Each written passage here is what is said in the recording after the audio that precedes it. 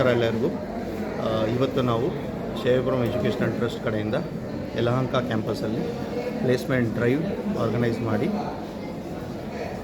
40+ ಕಂಪನಿಗಳಿಂದ ಜಾಬ್ ಆಪರ್ಚುನಿಟೀಸ್ನ ಸ್ಟೂಡೆಂಟ್ಸ್ಗೆ ಒದಗಿಸಿ ಕೊಡಲಾಗಿದೆ.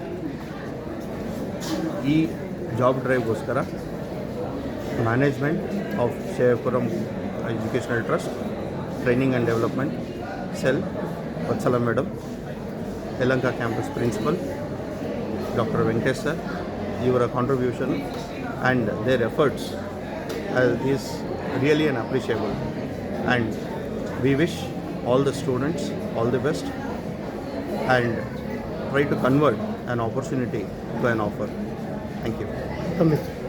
ನನ್ನ ಹೆಸರು ವಿಶಾಲ್. ಪೊಸಿಷನ್ ಏನು? ಸೊ ನಾನು ವಿಷ್ಣು ಸ್ಕಿಲ್ ಕಂಪ್ನಿನ ರೆಪ್ರೆಸೆಂಟ್ ಮಾಡ್ತಾಯಿದ್ದೀನಿ.